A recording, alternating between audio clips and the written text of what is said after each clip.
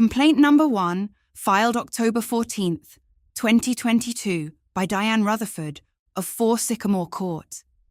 Alleged that my mailbox post was non-compliant under bylaw 4.7b. A rule this board quietly retired 19 months before Diane typed my address into that first form. The Millbrook Crossing clubhouse was cold that November evening.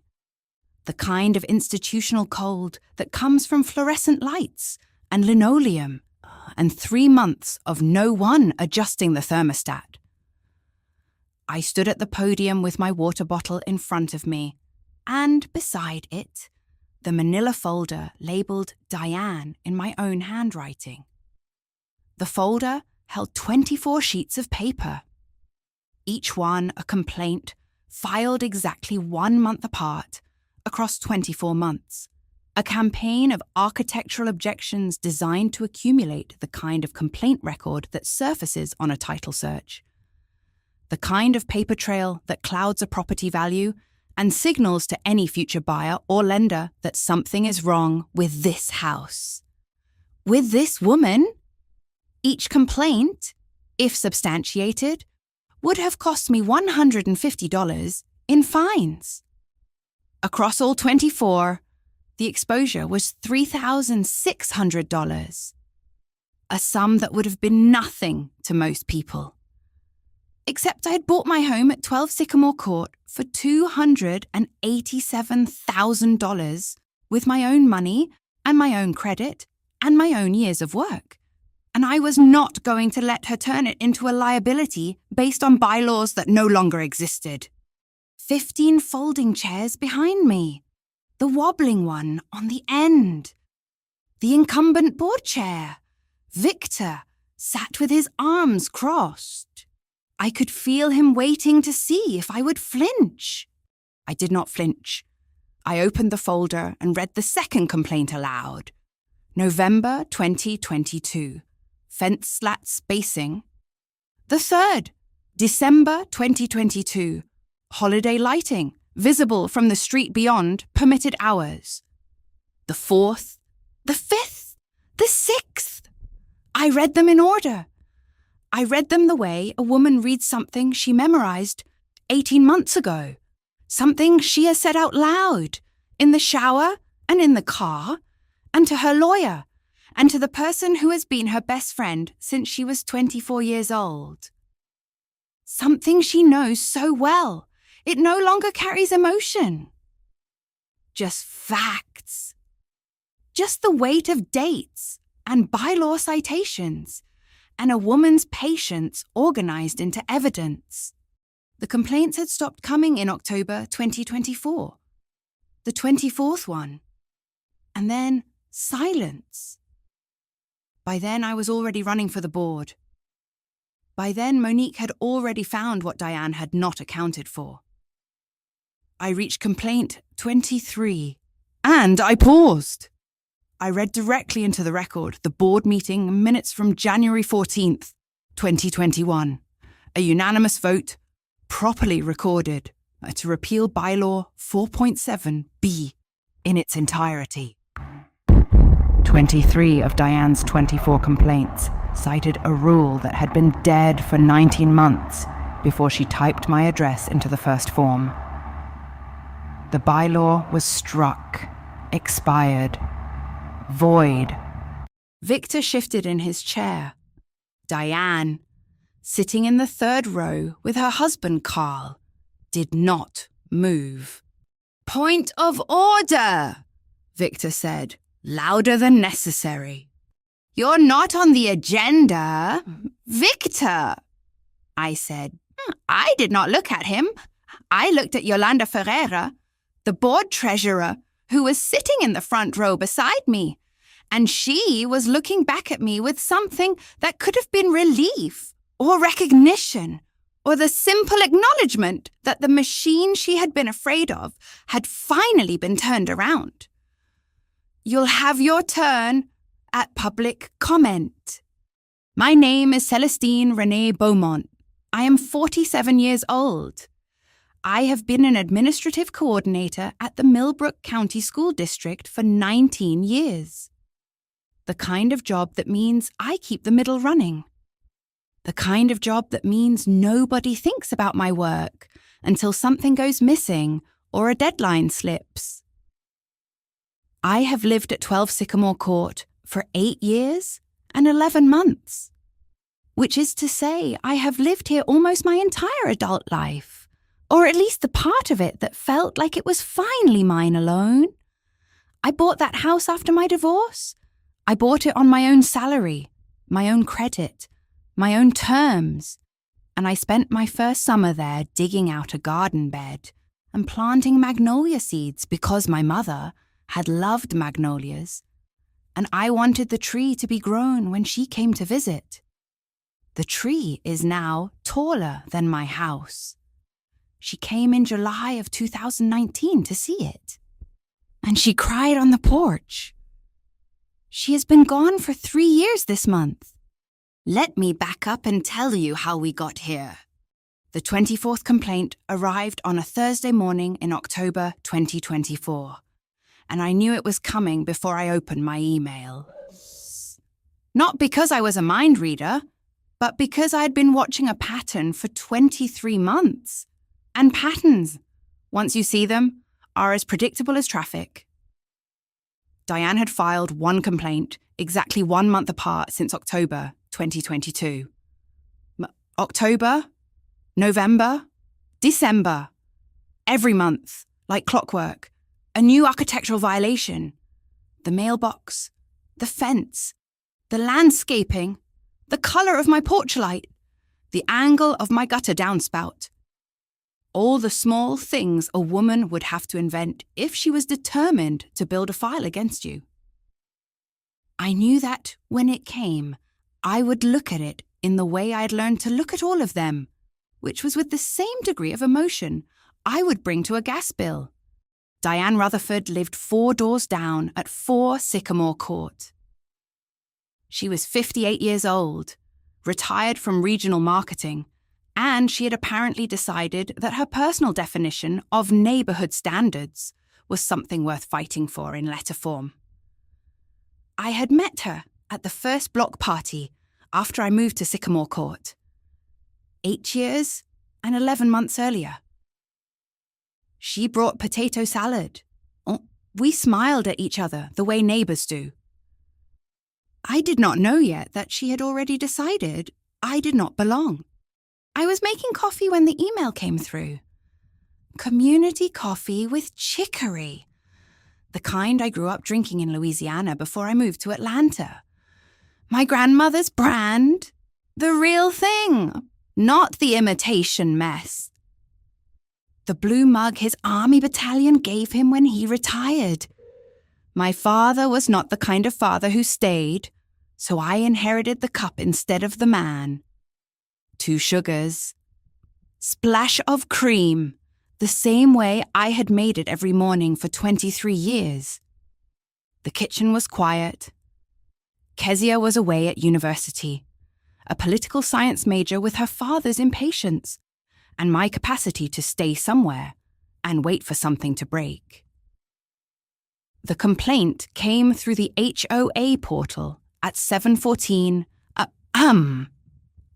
Complaint filed October 14th, 2024. Alleged violation, exterior water feature / bird bath installation. Property, 12 Sycamore Court.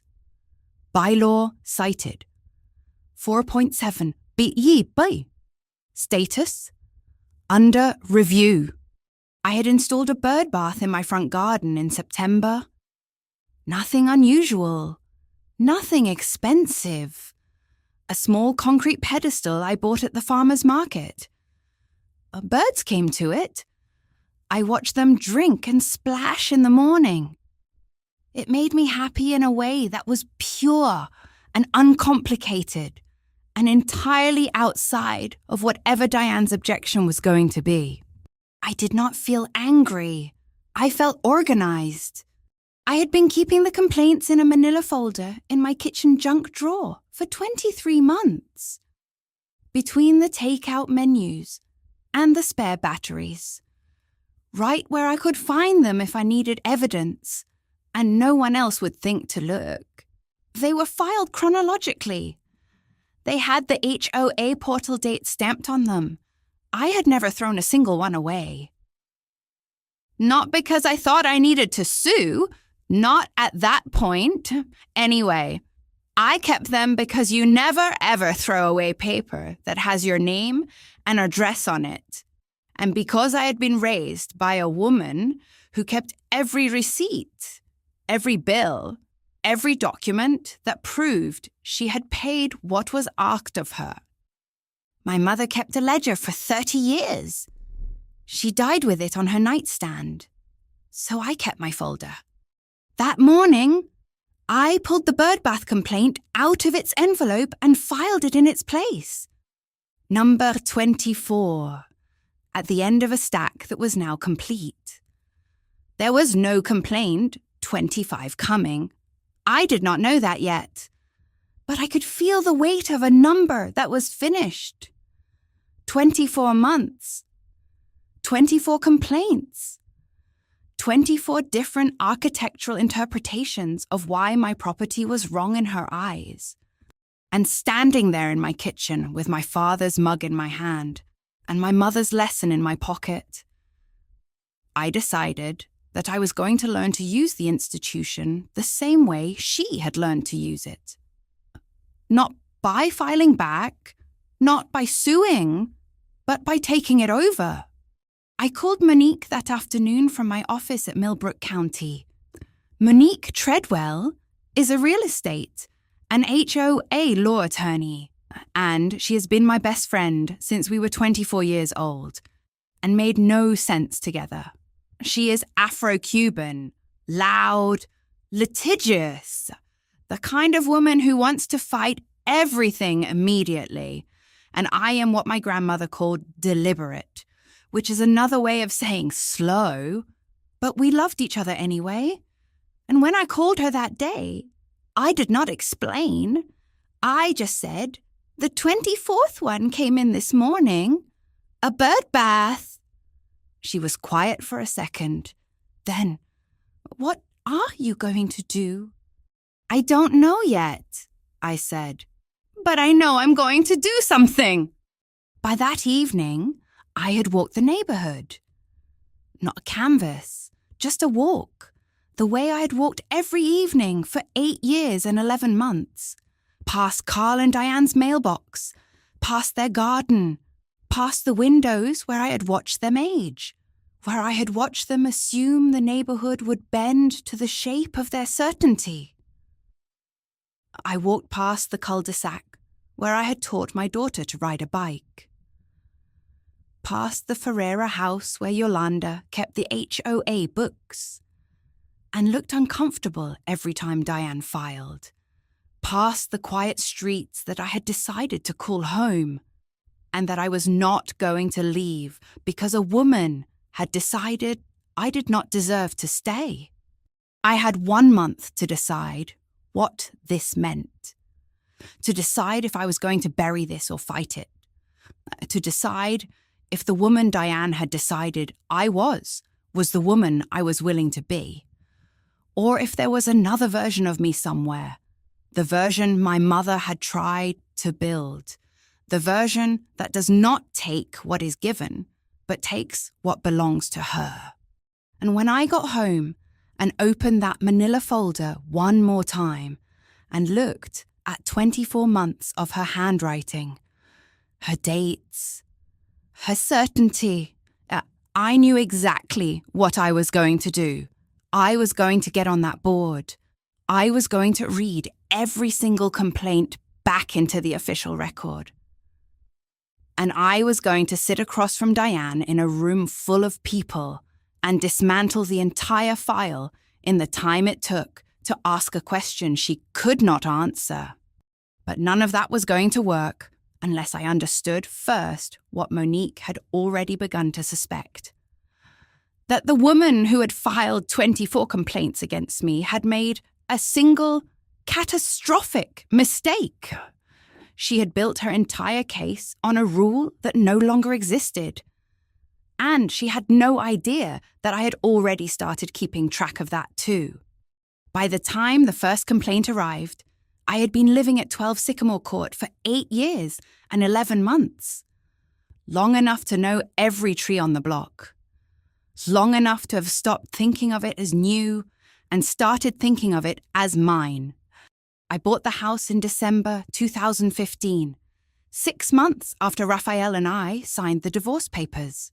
While I was 38 years old, with one income, one daughter, and a credit score that took 2 years of discipline to assemble. The real estate agent showed me 7 houses that Saturday. 5 were listed by people who wanted to get rich. The 6th was a flip job. The kind where everything is beige and new and smells like someone else's idea of home. The 7th was 12 Sycamore Court. It was built in 1998. The kitchen had its original cabinets. The yard had a magnolia tree that was maybe 4 years old. Still small enough that I could imagine what it would look like when it grew. I thought of my mother immediately. She had loved magnolias. She had wanted one in her own yard, but never got around to planting the seeds. I made an offer the same day. The asking price was $287,000. I qualified for exactly that amount. Nothing more. My down payment left me with $1,200 in savings. When I closed on the deed and held that key in my hand for the first time in my life, a key to a door that was completely and entirely mine, I sat in the car in the driveway and cried. Not in front of anyone, not dramatically. Just the specific tears of a woman who had spent her 20s trying to be the right kind of wife, and her 30s learning what that had cost her, and was now stepping into her 40s with a single piece of property and the absolute commitment that nobody was going to take it from me. I had chosen this neighborhood because of the school district. Kezia was 11. Her high school years were coming, and I wanted her in a place where the teachers stayed and the facilities were maintained, and nobody assumed that a girl with a mixed name and her mother's face was going to underperform. I had also chosen it because of the magnolia, because of my mother, because I wanted to build something that felt like staying. The Millbrook Crossing development was 9 years old when I moved in. The streets were lined with families who had bought their first homes, who were still painting their shutters, who still said hello when you passed. I liked the quietness of it. I liked the idea that I could walk the same street every evening and watch the same trees change, that nothing would surprise me because I had chosen to live with intention.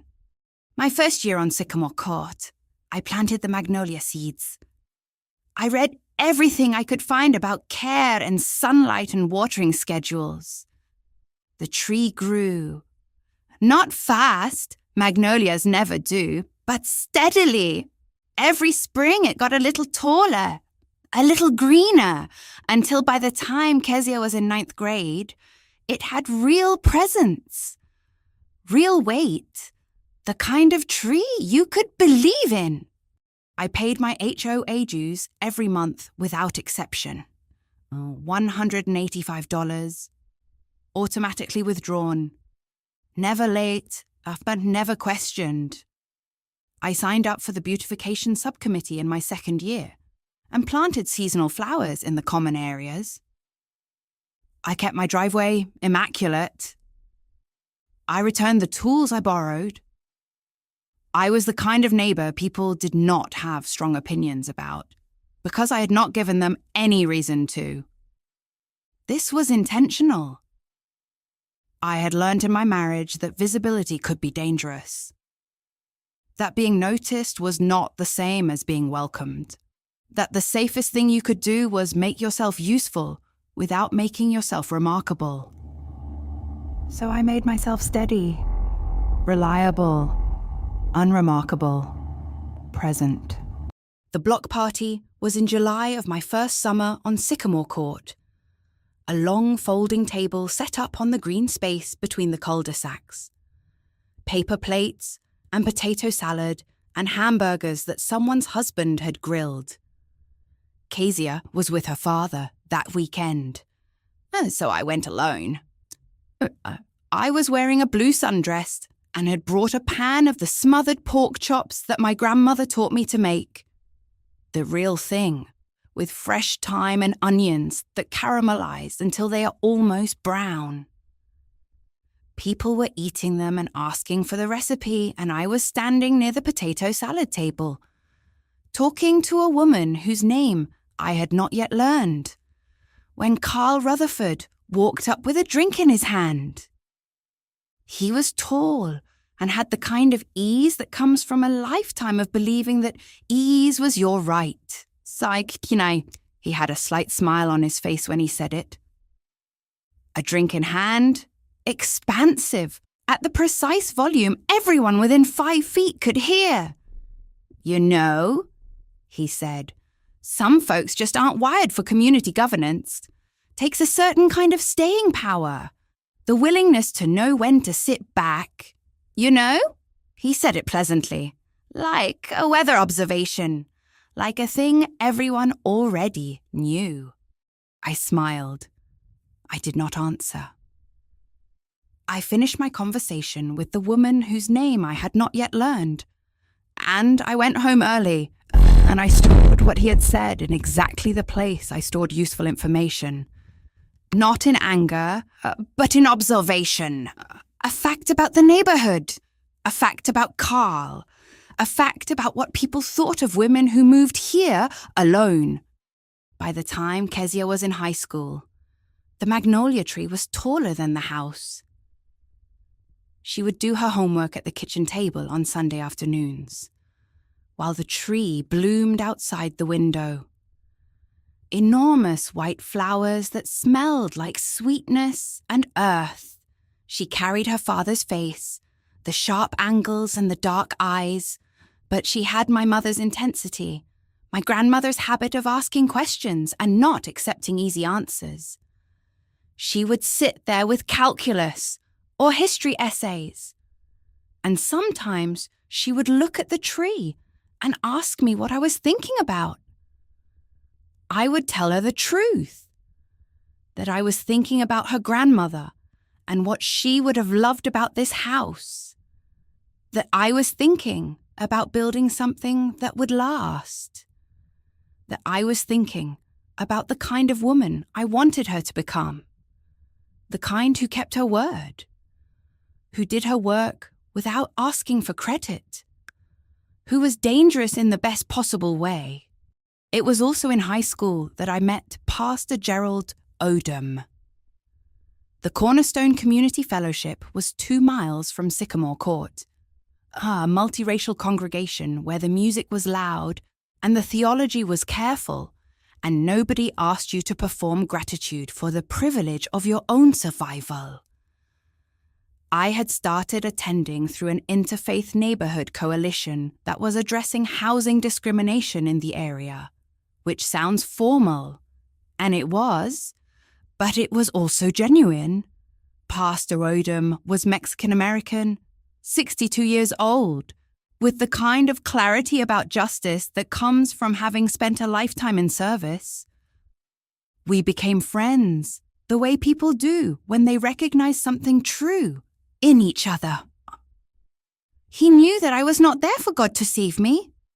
I was there to understand what it meant to stand with other women who were saving themselves. He never made that complicated. He just showed up. Every time I called, every time I needed to sit in a quiet room and think about something hard. He became my moral anchor in a way that I did not have words for until much later. He was simply the person I trusted to tell me the truth about my own choices. Years went by. Kezia grew up. The magnolia tree grew. My driveway stayed immaculate. Yeah, I paid my $185 every month. I kept my house in good order. I made friends with my neighbors. Careful friendships. Friendly enough to say hello, but not so deep that anyone would feel entitled to my time or my choices. I lived the way my mother had taught me. Carefully, deliberately, with precision, and without apology. By September 2022, it had been 8 years and 11 months. I was 45 years old. My daughter was about to start college. The magnolia tree was enormous. The thing I had planted as seeds when I first closed on the deed was now providing shade over the entire front yard. My mother had been dead for 2 years. I still missed her. I still made the dishes she had taught me to make. I still carried the lessons she had instilled in me about building something that would last. It was a Sunday evening in late September when I sat down on my porch with a cup of coffee and felt, for the first time in my adult life, the particular peace of knowing exactly who I was. Not in the defensive way I had learned in my marriage. The careful, watchful peace of a woman waiting to be found out. But the genuine peace of someone who had assembled her life with intention and was holding it steady in her own hands. The magnolia tree swayed slightly in the breeze. The street was quiet. I had paid my dues. I had done my part. I had built something that was mine. I had no idea that the complaints were coming. I had no idea that the peace I was feeling would be tested by a woman 4 doors down who had decided that my very presence in this neighborhood was a problem that needed solving. I had no idea that the lessons my mother had taught me, how to observe, how to organize, how to keep a record, would be exactly what I would need to survive what was coming next. I just sat there on my porch and drank my coffee and felt the weight of a home that was mine, and let myself believe that it would always be enough. The first complaint arrived on a Thursday morning. October 14th, 2022. The subject line was stark and official. Alleged architectural violation, property at 12 Sycamore Court. The violation, my mailbox post, was non-compliant under bylaw 4.7b, which meant the height exceeded the established setback distance, which meant I had apparently installed a mailbox that was wrong in Diane's particular vision of neighborhood standards. I photographed the mailbox from 4 angles that afternoon, sat down at my kitchen table with a cup of coffee and logged into the HOA portal and filed a formal response, complete with the dimensions, the installation date, the receipt I had saved. I cited the bylaw section. I included photographs. I wrote that the mailbox was standard issue, purchased from a major hardware retailer, and that I had followed all available guidelines. I pressed submit. I thought it was over. It was not over.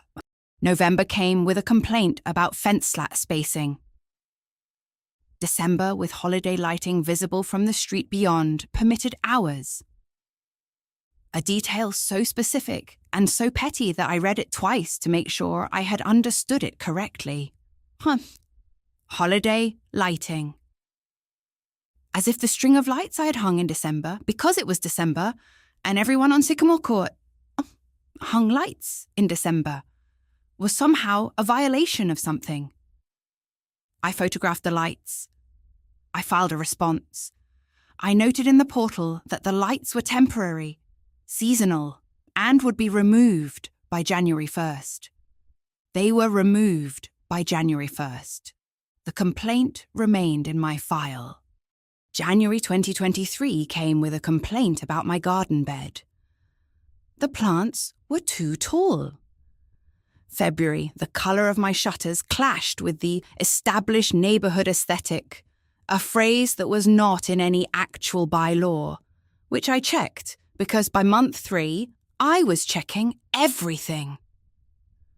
March, my driveway had cracked asphalt at the north corner, a crack that I had not noticed because it was the size of a pencil line and was in a place my car never drove over.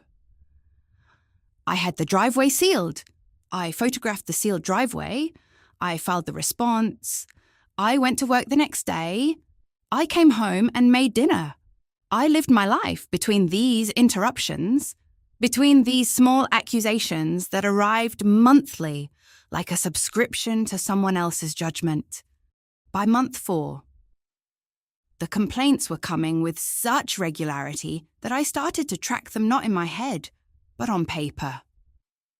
I bought a manila folder at the office supply store and labelled it in my own handwriting, Diane. Every complaint that came through the portal, I printed it out. Every response I filed, I kept a copy. The folder went into the kitchen junk drawer, between the takeout menus from restaurants I would probably never order from again, and the spare batteries that were always the wrong size.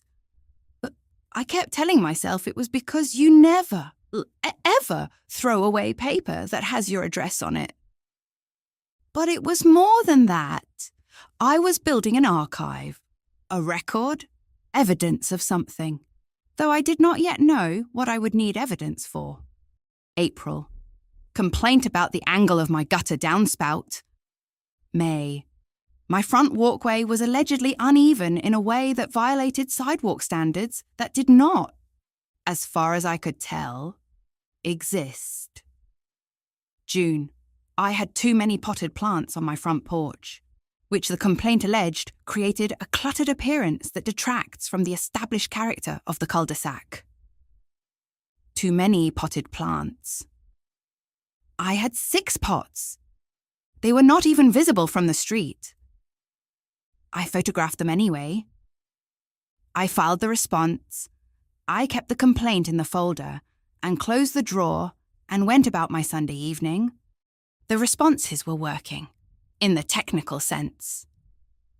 The HOA board was reviewing each complaint and coming back with rulings that said, insufficient evidence, which meant the allegations did not hold up against the bylaws, which meant I was not being fined. Technically, I was fine, but I was not fine. I was spending Sunday evenings staring at a laptop screen. I was photographing my own property like it was a crime scene. I was defending myself against accusations that were increasingly petty, increasingly absurd, and increasingly personal. No one files a complaint about the number of potted plants by accident. Yolanda Ferreira was the HOA board treasurer. A CPA, probably mid-50s. The kind of woman who wore reading glasses on a chain and carried a leather portfolio to meetings. I had seen her at the monthly HOA sessions when my complaints were reviewed. I had watched the way she looked at the table while the board chair read the verdict. Insufficient evidence. No fine levied. It was a micro-expression, the kind of look a person gives when they know something is wrong, but have decided not to say it out loud. Her gaze dropping, her hand moving to her portfolio, a flush that might have been embarrassment, or might have been anger, but either way, it was recognition. I had filed that observation in my memory the same way I filed the complaint printouts in the folder. Useful information, evidence of something. July 2023 brought complaint 8. August brought complaint 9. By complaint 14, in November 2023, exactly 1 year after the first complaint, I understood what was happening. This was not random. This was not a neighbour filing complaints because she occasionally noticed small things. This was a campaign, a methodical campaign with a schedule. One complaint every month, filed against my property and my property alone. I walked through the neighborhood that evening and looked at other houses, assessed them the way I imagined Diane was assessing me. The Ferreira house had a deck that extended past what I suspected were the permitted dimensions. The landscaping on the corner lot would have triggered at least 3 of the complaints Diane had filed against me. But there were no complaints against anyone else. Just me. Just 12 Sycamore Court. Just Celestine Beaumont. I called Monique that night. We had been best friends since we were 24 years old. She was Afro-Cuban, a real estate and HOA law attorney with an instinct to fight and a tendency to escalate situations that I spent most of my energy trying to slow down. "Cece," she said when I told her about the 14 complaints, the pattern, the monthly regularity. "Send me everything, every complaint, every response, every board ruling. I want to see what this looks like." I spent the next week compiling every complaint, printed and organized chronologically, every response I had filed, every board meeting minutes that contained the rulings on my case. I sent it to Monique in a folder labeled with dates. I thought she would tell me to sue. I thought she would tell me to go to the local news, or file a fair housing complaint with the state, or do something loud and immediate and legal. Monique loved those approaches. She loved fighting. But when I called her 8 days later, her first question was not about legal strategy. "Cece," she said, "you've been filing responses for 8 months now. You have been responding to complaints, gathering evidence, protecting yourself through the official channels. What you have not done is count." "Count what?" I asked. "How many?" she said. "How many complaints? How much money she was trying to build against you? How much your patience has cost you in terms of time and sanity? But mostly, how many there will be before this ends? If you just keep responding like this, there would be 10 more. I did not know that yet. But Monique was right. I was responding to each complaint as if it was isolated, as if it was separate from the others. I was defending myself as if the goal was to win each individual case. I had not stopped to understand what the aggregate looked like, what the pattern meant, what the exposure was. Each complaint, if substantiated at a fine of $150 per violation, would have cost me $150. Across all 14 complaints I had received by that point, the exposure was $2,100. Across all 24, and I did not yet know there would be 24. But some part of me understood the pattern would continue. The exposure would be $3,600. $3,600 in fines. $3,600 in paper trails and title search delays, and questions from future lenders about why my property had disputed files. $3,600 against a home I had bought for $287,000. The math was not about the money. The math was about signal. She was building a record. She was constructing a file. She was creating the kind of paper that makes a house look like it has problems. And she was doing it one complaint at a time. September 2023. Complaint 10, my mailbox again. Allegedly a different violation than the first one. October 2023. Another lighting complaint. this time about outdoor porch lighting that I should have turned off but had not. As if outdoor lighting at night in the darkness was somehow a violation of neighborhood standards. November 2023, my garden bed again. Plants slightly taller than in the previous complaint. By this point, I was not even fighting anymore. I was not filing passionate responses or angry counter-arguments. I was filing matter-of-fact responses with photographs and citations. I was sliding the complaints and my responses into the manila folder in my kitchen junk drawer.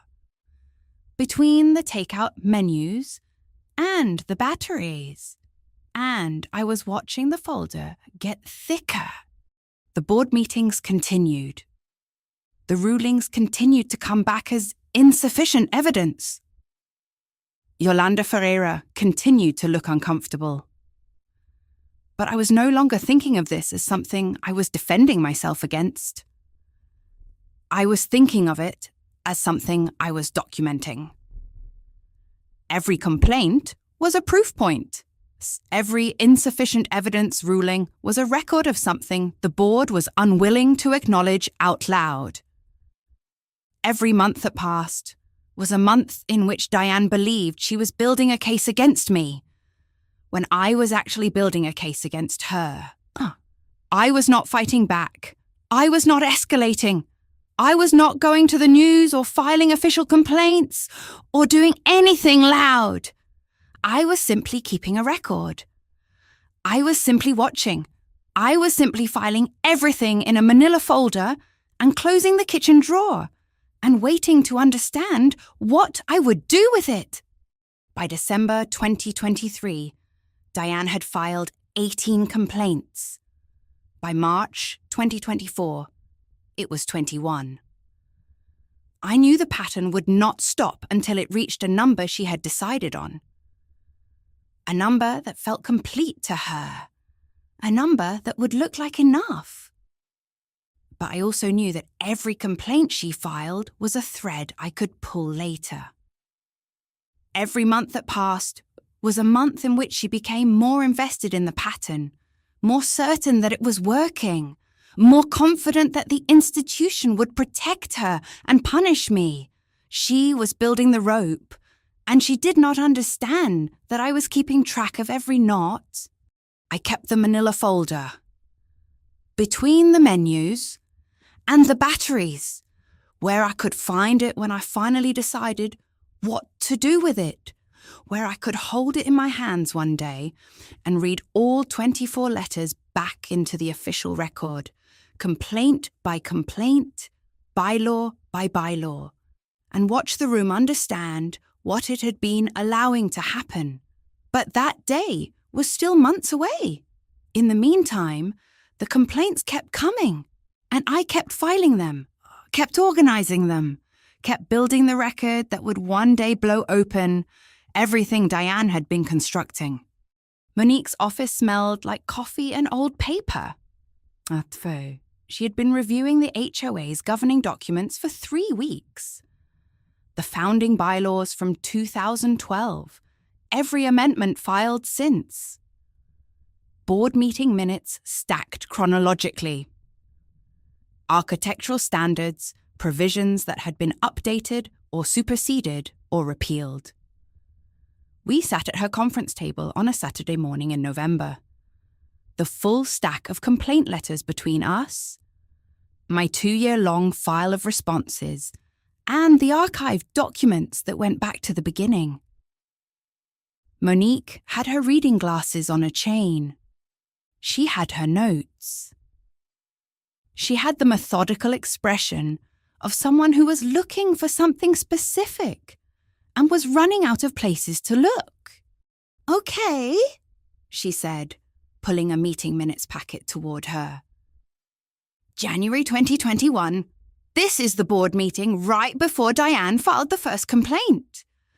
I want to see what was on the agenda, what they were talking about, why this neighborhood suddenly decided your mailbox was a problem. She flipped through pages. Meeting summary. Treasurer's report, Landscape Committee update, discussion of the retention pond, then the section labelled bylaw review and amendments. She stopped. She read the page 3 times. Then she looked at me, and her expression had changed entirely. "Hold on," she said. "Hold on." She stood up and walked to her filing cabinet and pulled out another document, the printed HOA bylaws that Diane had cited in nearly every complaint. She compared the 2 pages side by side, came back to the table, sat down slowly. "Celestine, the complaint letters cite bylaw 4.7b, correct?" "Yes, almost all of them." "Architectural standards, building materials, colour, landscaping height, all that, correct?" "Yes." Monique turned the minutes toward me. Page 47, January 14th, 2021. Board meeting minutes. Vote to repeal bylaw 4.7b. Read it. I read it. The resolution was written in the formal language of institutional procedure. The board had determined that bylaw 4.7b, which governed exterior architectural standards, was superseded by current county building code and represented redundant regulatory authority. A motion was made to repeal the bylaw in its entirety, effective immediately. The vote was unanimous. 4 board members present, 4 votes in favour, 0 opposed, 0 abstentions. The bylaw was dead as of January 14th, 2021. Diane filed the first complaint October 14th, 2022, Monique said quietly. That's how many months after this? I did the math. January to October. 22 months. No, 19 months. 19 months exactly. January to October the following year.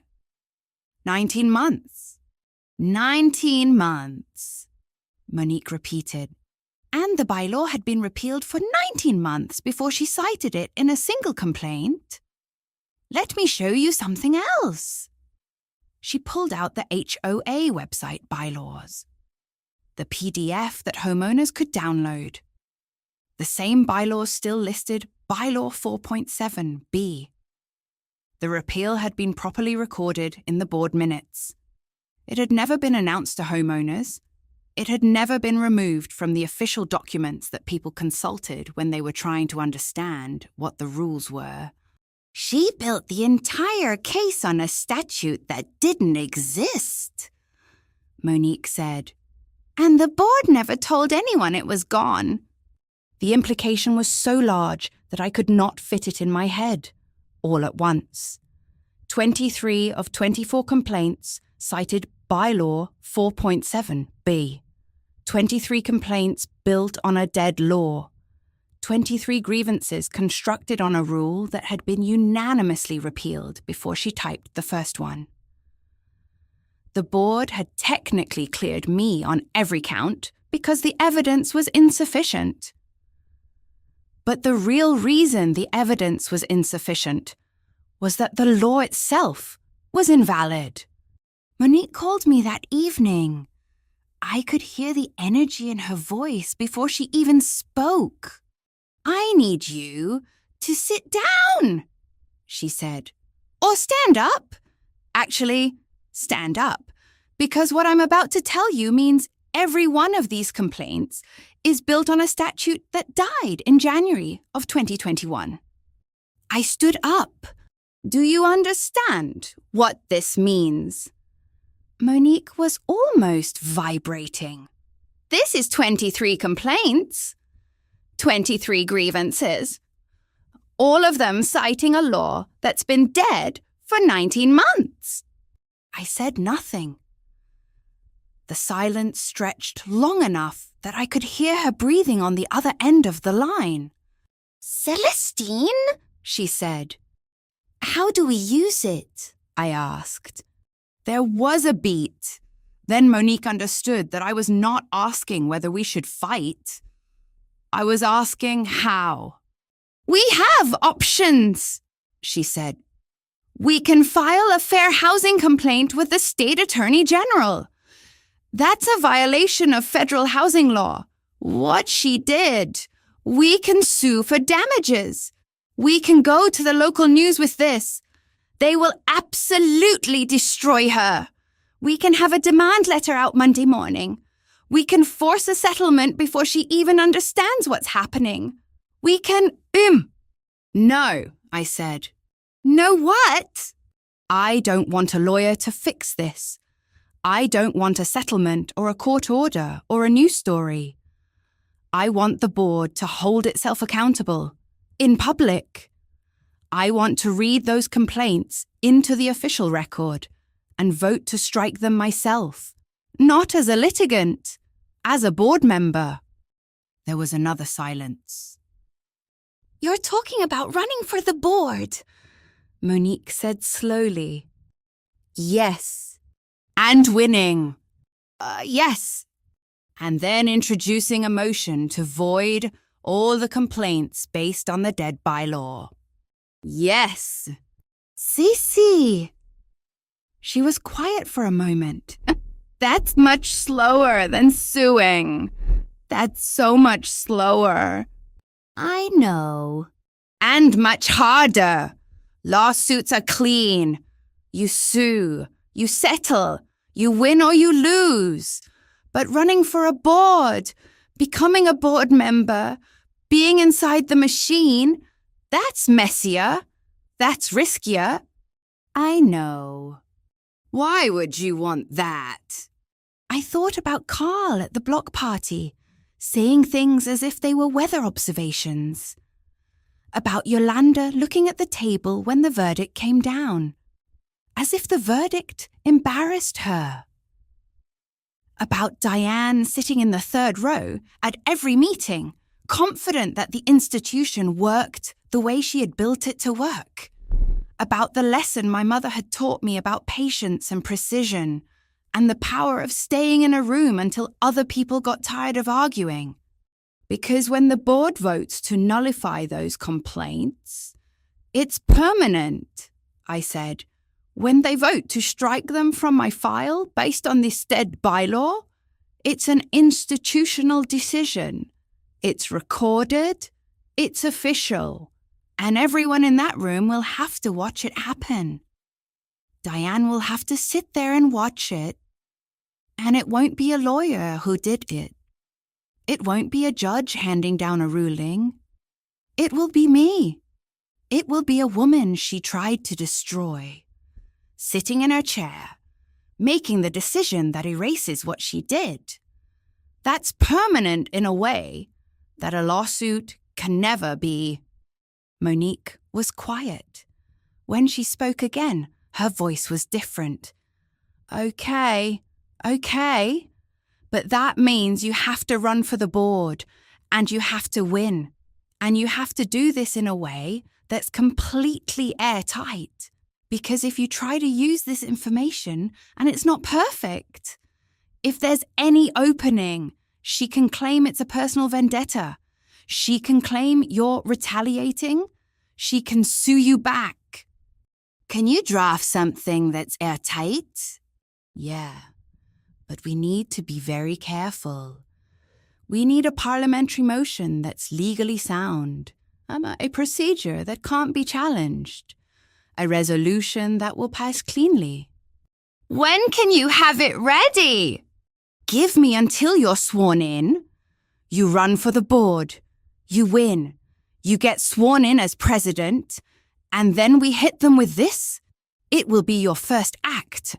Your very first action as board president will be to introduce a motion voiding all 23 complaints on grounds of legal nullity. And you'll have it drafted by then. Monique looked at the documents spread across her conference table.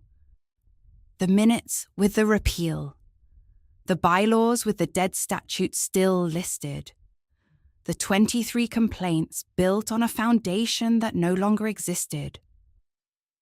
She pulled out a legal pad. She picked up a pen. "I'll have it drafted tonight," she said. She worked until midnight.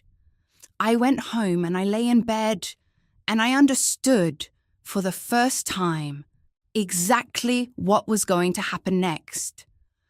I was going to announce my candidacy. I was going to canvass every house in Millbrook Crossing. I was going to win. I was going to sit at that board table and introduce a parliamentary motion that Monique was drafting that night. A motion that would void all 23 complaints on grounds of legal nullity. That would require a simple board vote to pass. That would erase the entire file in the time it took to read the resolution. The bylaw had died in January 2021. For 19 months, Diane had filed complaints based on a statute that was dead. For 19 months, the board had failed to tell anyone. For 19 months, I had defended myself against accusations built on a law that no longer existed. And now, in November 2024, I was going to kill the file based on that same dead statute. The institution that had failed to announce the repeal would be forced to acknowledge it. The board that had failed to remove the bylaw from the website would be forced to vote on its consequences. And Diane would watch it happen in real time, in a room full of neighbours who would understand exactly what she had done. I had not felt anger in a very long time, but I felt something that night. Not anger exactly, something colder, something more precise, the kind of clarity that comes when you finally understand what you have to do and why. I was going to take what Diane had built and use it against her. Not through lawyers or judges or the legal system, through the institution itself, through procedure and minutes, and a vote that would be recorded and permanent and would live in the official record forever. That was the night I decided to run for the board. That was the night Monique began drafting the motion that would strike every citation to a dead bylaw. That was the night we understood that we did not need the law to protect me. We needed the institution to hold itself accountable. And we were going to make it do exactly that. I spent 3 days in a kind of careful paralysis. I went to work. I came home. I made dinner. I did not tell anyone what Monique had found, except the people I absolutely had to tell. And even then, I did not tell them the whole thing. I told them pieces. I was 47 years old. I had a full-time job as an administrative coordinator at the Millbrook County School District. My daughter was 2 semesters away from graduating college. Running for an HOA board was a thing people did when they had time and energy and a particular kind of optimism about community service. I did not have any of those things. I had a folder full of dead bylaws and 19 months of complaints and a decision I had already made but had not yet said out loud. Kezia came home for fall break on a Thursday evening. She was a political science major at Millbrook State, studying the way institutions work and fail, and sometimes, if you pushed hard enough, changed. She dropped her backpack in the hallway and went straight to the kitchen, the way she had since high school, and opened the refrigerator to see what I had made. There were leftovers, smothered pork chops, the kind my mother had taught me to make, with caramelized onions and fresh thyme, rice, collard greens with a touch of vinegar. Real food, made slowly, the kind that told a story about who you were and where you came from. Kezia made a plate, and sat down at the kitchen table, and I sat down across from her and told her about the complaints and the pattern and Diane and what Monique had found. I started with the discovery. I told her about the bylaw. I told her about January 2021 and the unanimous vote and the 19-month gap. I was explaining the timeline, walking through the math, when Kezia put her fork down. "You're going to run for the board," she said. "I'm thinking about it." "No," Kezia said. "You're going to run. You've already decided. You're just explaining it to me because you need to say it out loud first." She was right. I had decided. Somewhere between reading page 47 of the board minutes and hanging up the phone with Monique, I had already decided. Kezia got up and walked to the refrigerator. She pulled out a post-it note and a pen. The pen I kept in the junk drawer for making lists. The one that was always running low on ink. She wrote $3,600 in large numbers and stuck it to the refrigerator right at eye level. "That's what she tried to build against you," Kezia said. $3,600 in fines across a house worth $287,000. And you're going to read every complaint into the record and vote to erase it. She sat back down. Finally. Wednesday evening, I drove to Cornerstone Community Fellowship. Pastor Odom was alone in the sanctuary, the way he sometimes was late on weekday evenings. Not praying exactly, but sitting in the quiet with the stained glass and the old wood and the history of the place. I sat down beside him in one of the pews. "I need to ask you something," I said. "If I run for this board, if I win, if I use this position to undo what Diane did, am I fighting the institution or am I becoming it?" Pastor Odom was quiet for a long time. Then he said, Proverbs 24:5, "The wise prevail through great power, and those who have knowledge muster their strength." He turned to look at me. "You're not becoming the institution. You're becoming wise enough to use it. Wisdom is not the same as capitulation. And sometimes the institution needs someone inside who remembers what institutions are supposed to do." I went home and I called Yolanda Ferreira. "Yolanda?" I said when she answered. "I need to know if you are going to be a problem." There was a long silence on the other end of the line. I could hear her breathing. I could hear her thinking. "No," she said finally, "I'm not. You understand what I'm asking?" "I understand that you're going to run for the board. I understand why.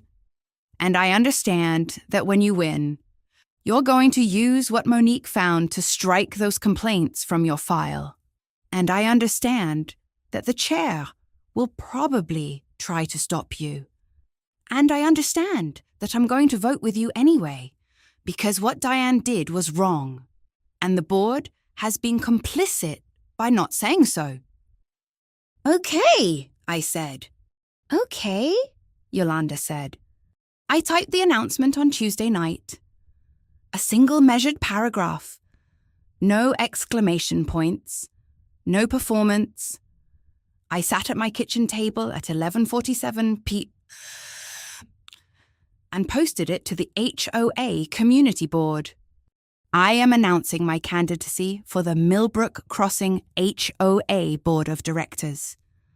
I have lived in this community for 8 years, 9 and 11 months. I have paid my dues without exception and served on the beautification subcommittee. I believe that the board exists to protect all residents equally, and I am running to ensure that our governance reflects that principle. I welcome the opportunity to serve. That was it. 14 words per sentence. No drama, no reference to what was coming. Just a statement of fact and intention. I woke up at 6:14 and to a notification. 19 responses in the community board. Mostly supportive. People saying they would vote for me. People saying the board needed new voices. People saying they appreciated my service to the community. And one from Diane, posted at 6:14 am, which meant she had been awake, waiting, refreshing the page. I don't think this is appropriate, given ongoing matters. Diane wrote. I screenshot it. I added it to the manila folder. I closed the laptop and I made coffee. So community coffee with chicory, the kind I grew up drinking in Louisiana before I moved to Atlanta. 2 sugars. Splash of cream in the blue mug my father's battalion gave him when he retired. I stood at the kitchen counter and I drank that coffee, and I felt the weight of every decision I had made that led to this moment. The decision to buy the house, the decision to stay, the decision to keep the complaints in the folder, the decision to call Monique, the decision to say yes to this. I had 11 days to campaign. I had 73 households to canvass. I had a board to win and a motion to introduce, and a room full of people to educate about what had been happening in their neighborhood all this time. The complaint letters were still in the folder. The dead bylaw was still on page 47. The 19-month gap was still there in the record, waiting to be read. I finished my coffee, I pulled up my calendar, and I started planning the route. 73 doors, 11 days, 6 to 7 doors per evening after work. I could do this. I could walk through this neighborhood and talk to people and ask them to trust me with an institution that had failed them. I could win by 7 votes, if that's what it took. I could sit at that board table and read every complaint into the official record. I could introduce Monique's motion. I could watch the vote happen. I could erase what Diane had spent 2 years building. And when it was done, when the folder was empty and the file was cleared and the record was made, I would close the manila folder and I would put it away. And I would live in this house that I had bought alone, on my own terms, for as long as I chose to live here. Not because Diane had decided it was acceptable, but because it was mine. 11 days, 73 households. Monique drove and I knocked on doors. We started with Sycamore Court and worked outward through the 4 cul-de-sacs that made up Millbrook Crossing, hitting every mailbox, every porch, every car in a driveway, or light on inside a window. Some doors opened immediately. Some people recognized me from the neighborhood and invited us in and offered water and asked questions about what I planned to do if elected. Other doors opened halfway, a chain lock still engaged, eyes cautious, people unwilling to commit to even listening. And some doors did not open at all. Not even when I knocked 3 times. The neighbors fell into patterns. There were people who already knew what Diane had done.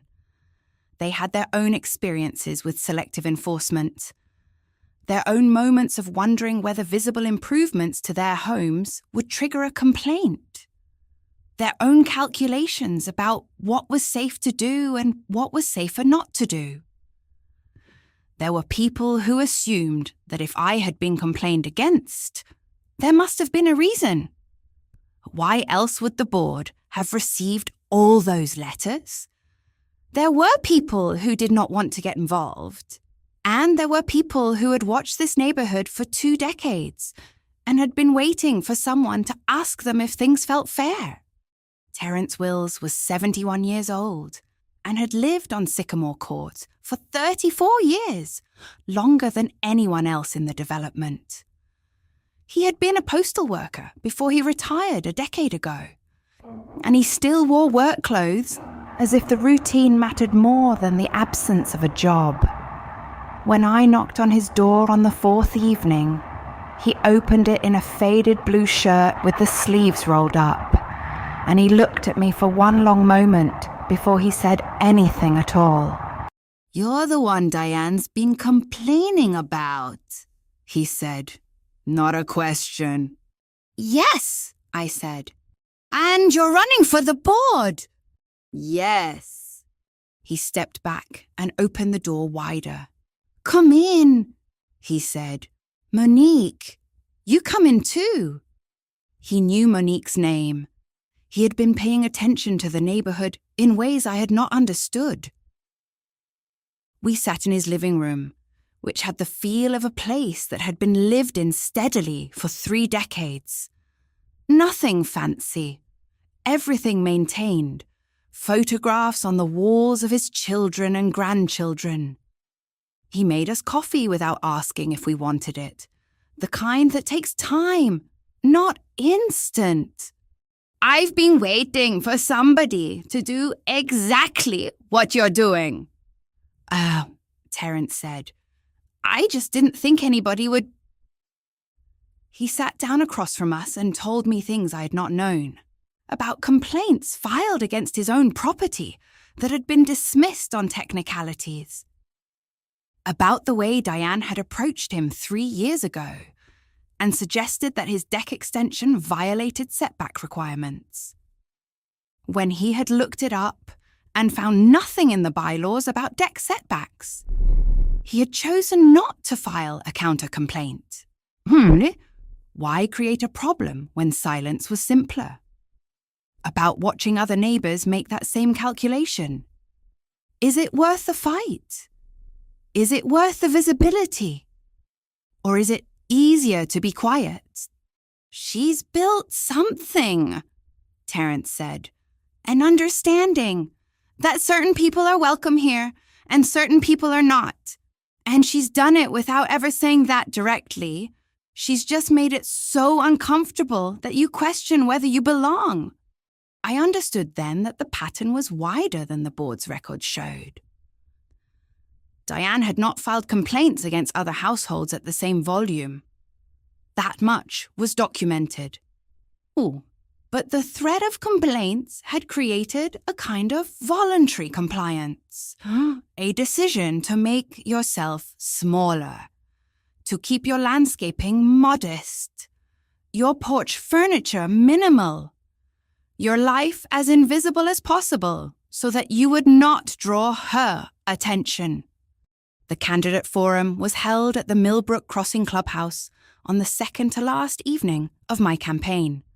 Folding chairs arranged in neat rows, fluorescent lights humming overhead in the way they do in institutional spaces, a card table with the HOA seal taped to it, where Victor, the incumbent board chair, sat beside me with a legal pad and the expression of a man who had never seriously considered losing. The forum was moderated by someone from the Neighbourhood Association office, and the questions came from index cards. Residents had submitted. The first was about my vision for the board. The second was about my involvement in community life. The third was about dues and fees. Then came the question about the complaint process. The current process for filing architectural complaints has generated a lot of discussion. The moderator read, "What formal oversight mechanisms do you believe the board should implement to ensure that complaints are filed in good faith and not used as a tool for selective enforcement?" Victor answered first. He talked about the board's review process and the insufficient evidence rulings and the importance of maintaining standards while also being fair to homeowners.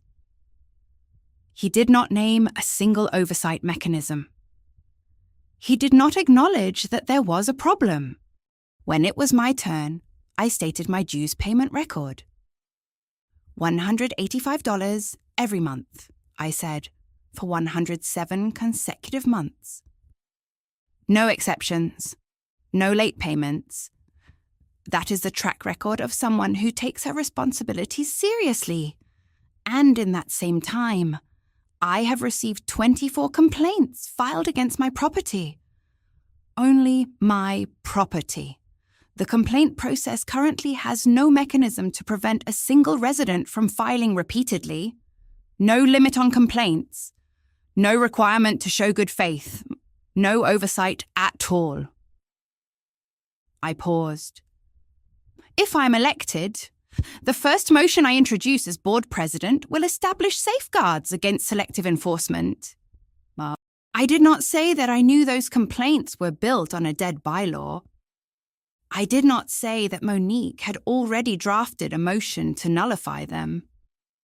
I said only what was true and what anyone could verify. Victor tried to disqualify me the next morning. He filed a motion claiming that I had made campaign statements that violated the architectural review process and that my candidacy should be challenged on procedural grounds before the election was even held. It was designed to create doubt, to suggest that something about me was illegitimate, to plant a seed that maybe the board was right to be concerned. Monique read the motion at 8 a.m. By noon, she had written a 15-page response that cited every HOA bylaw, every state law governing homeowner associations, and every precedent for board candidate eligibility that existed. She sent it to the board with a note attached to the cover letter. If this motion is allowed to proceed, you are opening the association to liability for retaliatory action and selective enforcement. If you attempt to disqualify Ms. Beaumont based on campaign statements, you are engaging in potential violation of fair housing law. I will see you in court. Sincerely, Monique Treadwell, Attorney at Law. Victor withdrew the motion at 4:47 p.m. that same day. No explanation. No statement. Just a single email saying the motion was being withdrawn. The campaign was almost done. The election was 3 days away. I had knocked on 73 doors. I had talked to hundreds of people. I had learned that the neighborhood I lived in was not as peaceful as I had believed. It was controlled through a quiet architecture of fear and suggestion. And I had learned that people were waiting for someone to name what they had been too afraid to say out loud. Monique pulled the car into my driveway on the evening before the election. We sat there for a moment with the engine off and the street quiet around us. "Are you ready?" she asked. "Yes," I said. I was ready. I had walked every street in Millbrook Crossing. I had told the truth about what I knew and what I was willing to stand for. I had shown that I could not be intimidated or disqualified or silenced. And tomorrow, the neighborhood would decide whether they wanted someone on the board who was willing to fight for them. Tomorrow was the vote. 7 votes would separate me from Victor. 7 votes would be the difference between standing up and sitting down. 7 votes would mean that at least a third of my neighbors had been waiting for exactly this. I was ready for that number. The emergency board meeting was called for Thursday evening, 6 days before the election. Victor sent the notice through the HOA portal at 2:47 p.m., giving residents 3 hours' notice. The meeting was framed as urgent procedural business that could not wait until the next scheduled session. I read the notice at my desk at the Millbrook County School District, and I understood immediately what was happening. He was moving to protect himself, to protect Diane, to ensure that if I won the election, and by Thursday evening, it was clear that I would not have the authority to act on what I knew. The Millbrook Crossing Clubhouse was full that evening. More people than usual, because word had travelled through the neighbourhood that something was happening, that the board was doing something unusual, and people wanted to see what it was. Victor sat at the front table with the gavel. Yolanda was beside him, her face already apologetic. Diane sat in the front row of folding chairs, composed and still, the way a person sits when they have already won and are simply waiting for the room to catch up. Victor called the meeting to order at 7:01 p.m. He moved quickly through the preliminary items. Then he introduced the motion.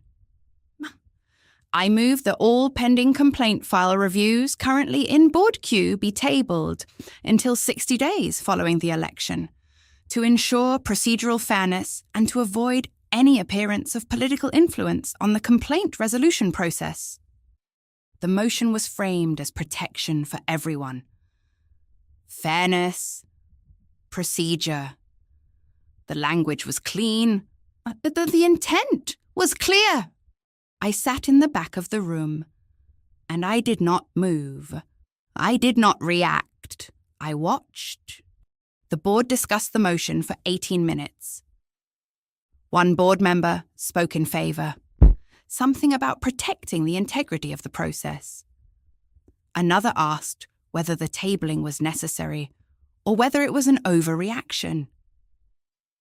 Victor responded that the board had a responsibility to ensure confidence in its institutions, and the only way to do that was to defer decisions until after the electoral process was complete.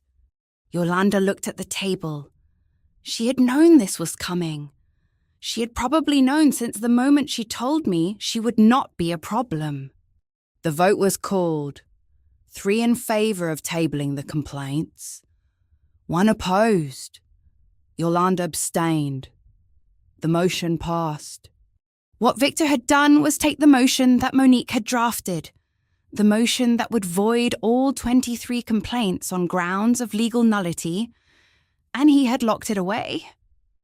He had made it procedurally impossible for me to introduce it in my first board session. Any complaint resolution would now be tabled for 60 days after the election, which meant that even if I won, even if I was sworn in as board president, I would have to wait 2 months before I could do anything. 2 months for doubt to settle in. 2 months for people to forget why they had voted for me. 2 months for the institution to reassert itself and convince people that the old way was fine. Diane did not move. She did not smile. She simply sat there in the front row with the expression of a woman who had just confirmed that the machine still worked the way she had built it to work. The institution protected itself. The board protected its own. And a woman who thought she had leverage had just discovered that leverage meant nothing if the institution had decided you could not use it. I sat in my car in the Millbrook Crossing parking lot after the meeting ended. Engine off. 7 minutes. I did not call Monique. I did not call Pastor Odom. I did not call anyone. I sat in the dark, and I felt, for the first time in months, the weight of genuine doubt. I had won the campaign. I was going to win the election. And I was going to have a title and a gavel and the ability to introduce motions, but not the ability to use them for the only thing I had decided to do. I sat there, and I understood that I had made a fundamental miscalculation. I had assumed that winning the board meant I could act immediately. I had not accounted for a board that would close ranks. That would use procedure as a weapon. That would take the very institution I was planning to use and turn it against me.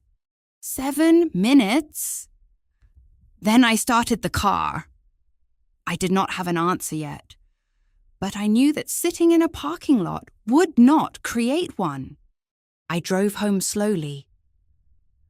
The streets of Millbrook Crossing were quiet. The houses were dark.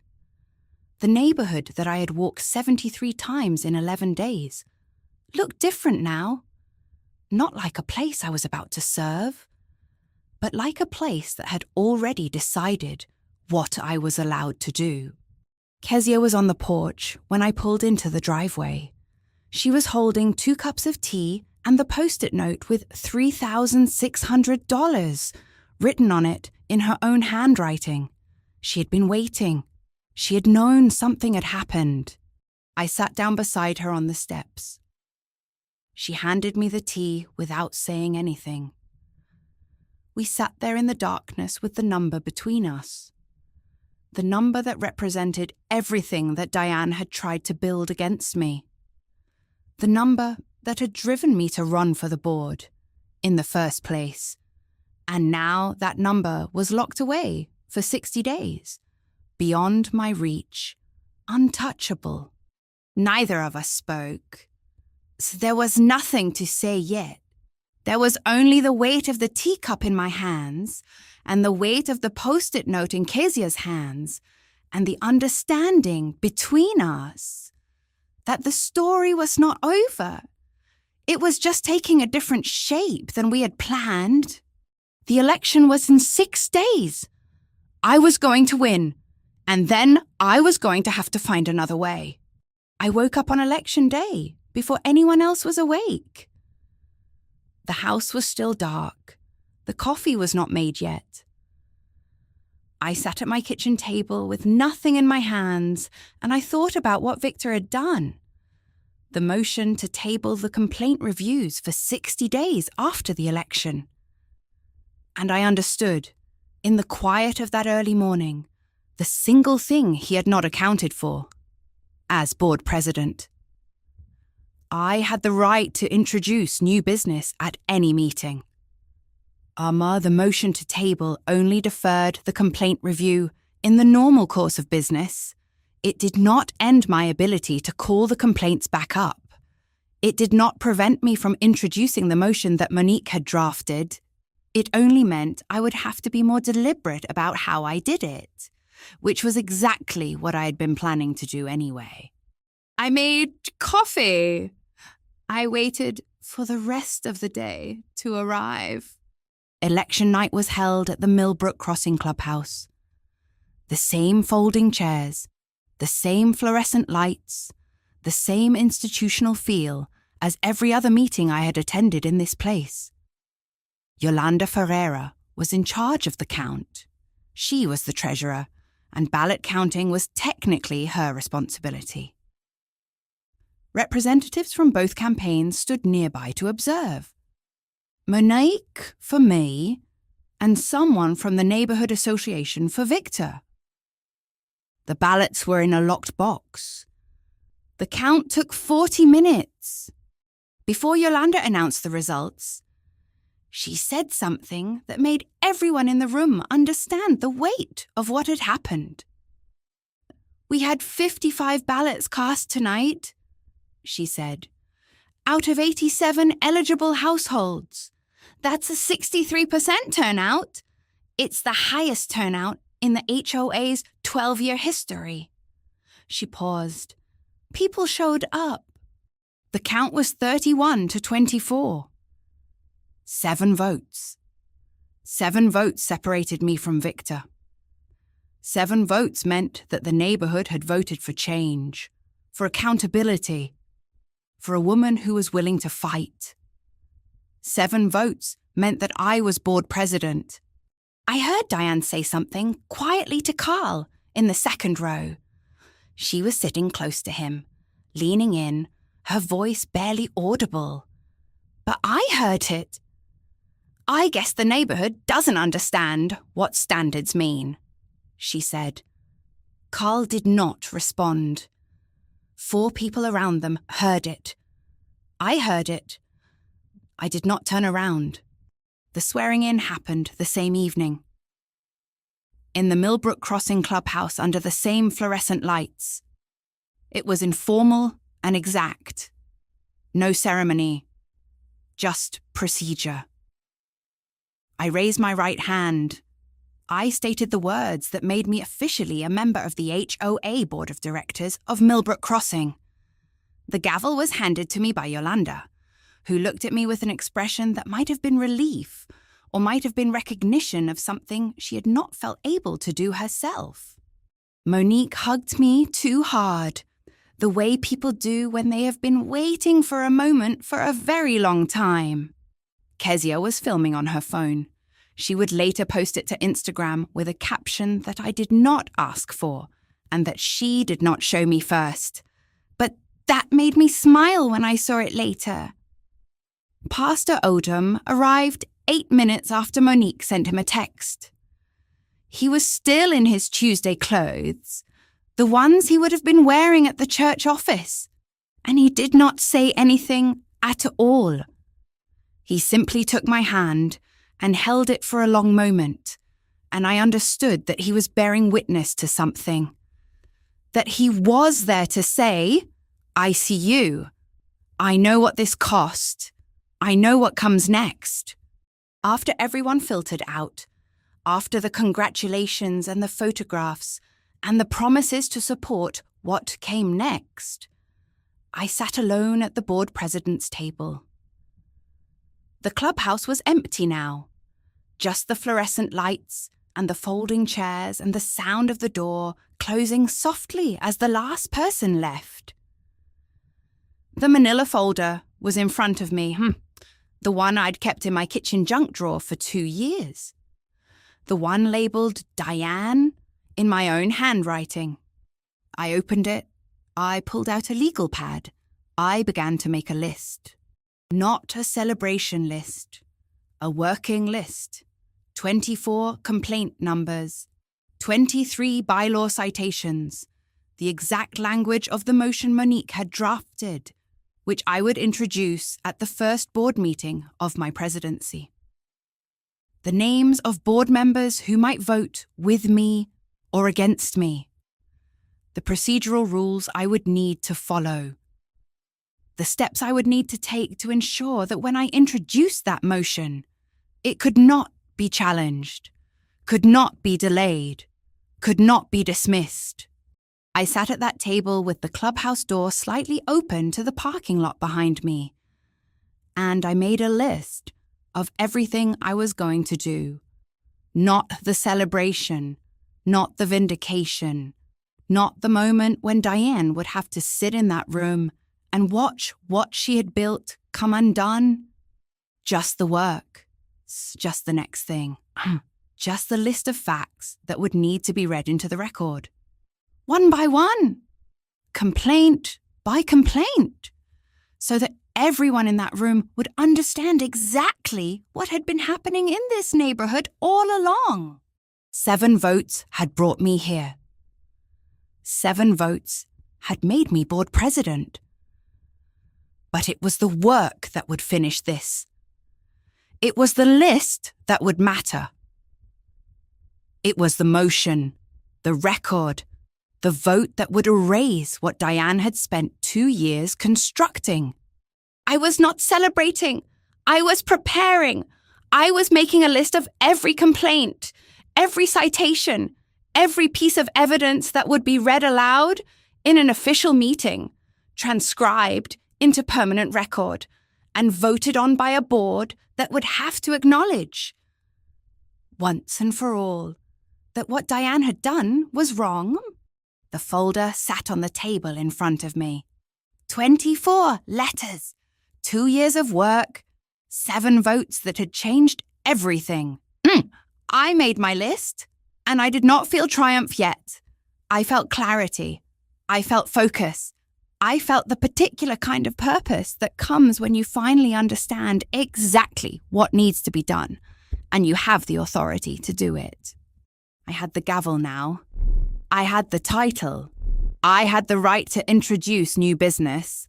And I had the motion drafted and ready, waiting in Monique's files for the moment when I would pull it out and read it into an official record that would be permanent and binding and impossible to undo. I made my list. I did not leave the clubhouse until the list was complete.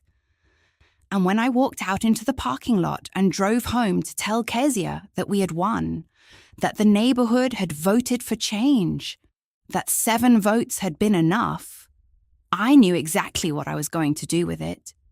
The first official board meeting under my presidency was called to order at 7:01 p.m.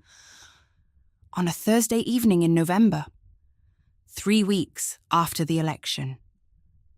Diane was in the room, Carl was in the room, sitting 1 seat apart from her. 15 other residents had filled the folding chairs. The largest attendance at a non-election meeting in recent memory, because word had travelled through the community message board, and people wanted to see what happened next. They knew something was coming. They just did not know what. I moved through the procedural items the way a board president is supposed to. The treasurer's report, a maintenance update on the roof of the clubhouse, a drainage issue on the south cul-de-sac that had been developing for 2 years and finally needed attention. I handled each item with a measured pace and without any theatrical acknowledgement of what was waiting.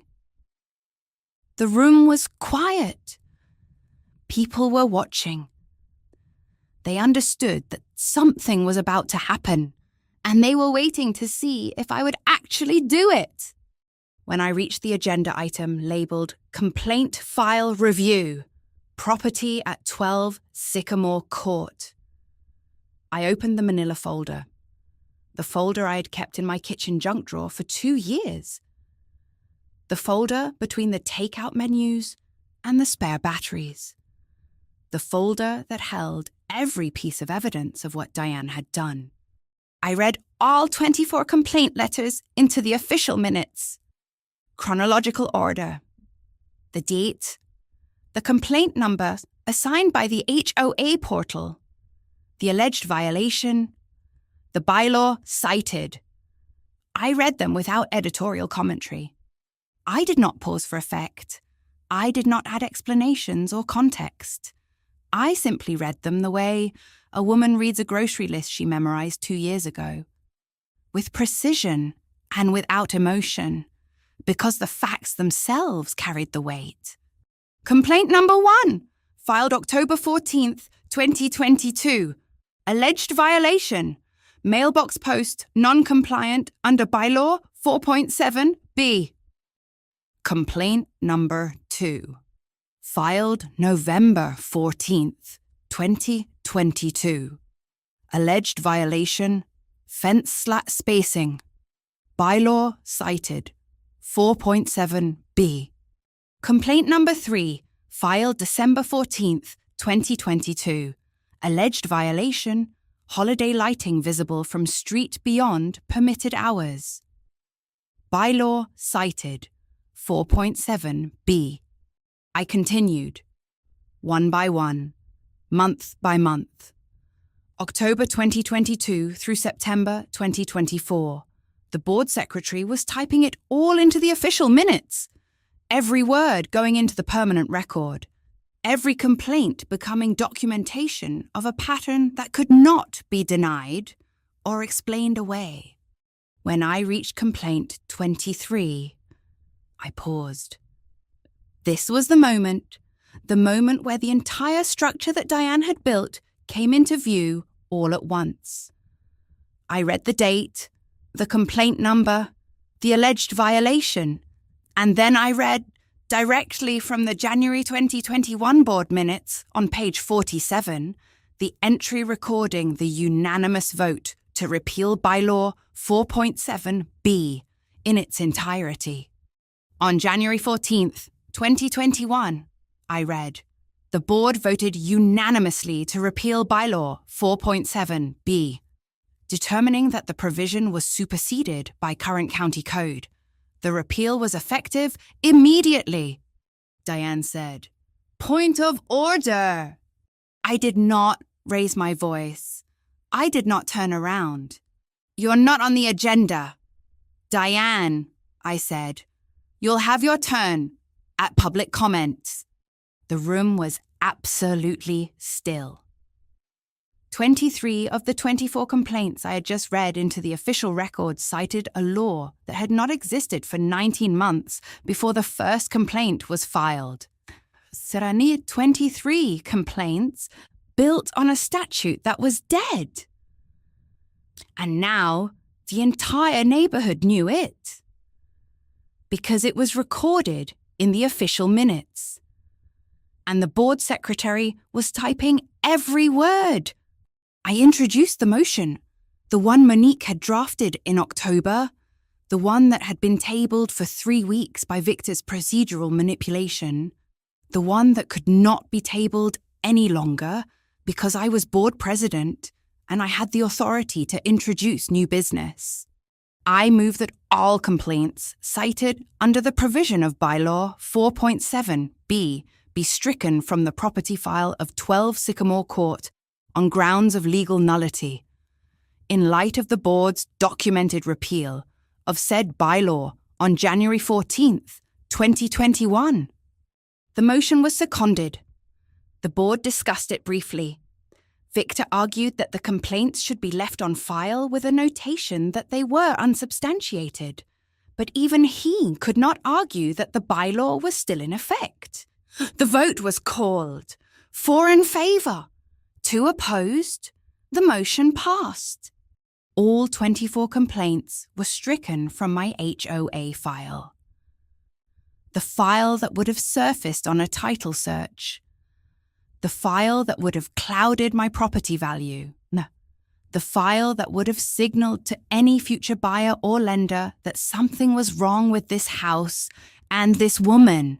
That file was gone, erased, nullified through an institutional vote that was recorded and permanent and could never be undone.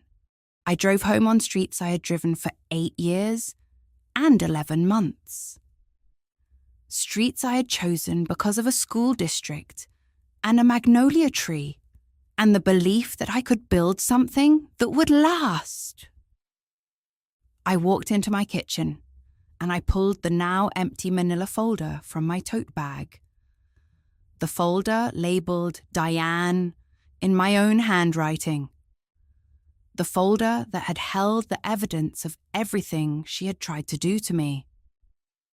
I put it in the recycling bin. It was no longer needed. I sat down at my kitchen table with a cup of coffee. Community coffee with chicory.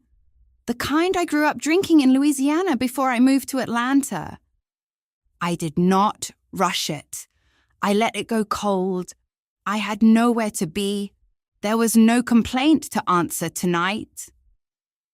There was no response to file.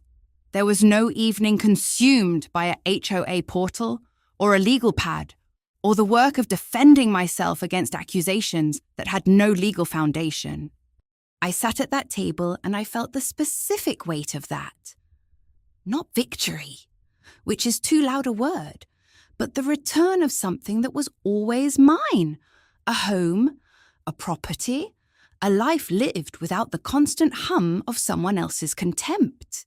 A house that no longer carried the shadow of a file. I looked at you from my kitchen table. And I want you to understand something.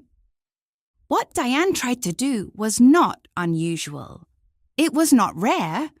It was the everyday tool of a woman who had decided that her comfort mattered more than fairness, and who had learned that an institution could be weaponized against someone quietly, methodically, complaint by complaint, without anyone ever naming it for what it was. She did not do this because she was cruel. She did it because she believed she was protecting her neighborhood. She did it because she genuinely could not see that her definition of standards was a map of who she thought belonged and who she thought should leave.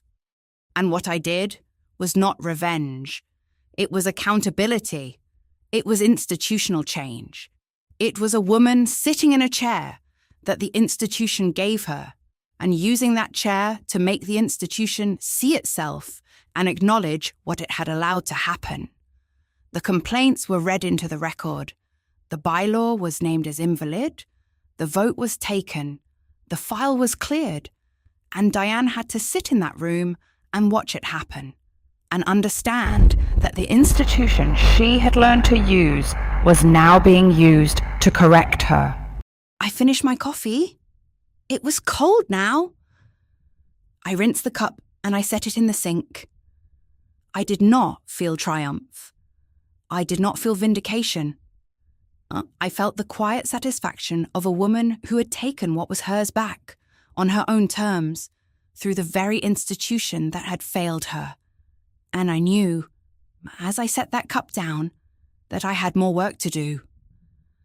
That being on the board meant more than just reading complaints into a record. That institutional change was slow and required staying and showing up and being willing to be in the room when other people wanted to look away. But that night, I sat in my kitchen in my home of 8 years and 11 months. And I let myself feel what it meant to stop answering for accusations that were not legitimate, to stop defending myself against complaints that had no legal foundation, to stop absorbing someone else's contempt as a private wound I kept from my daughter. That was enough for one night.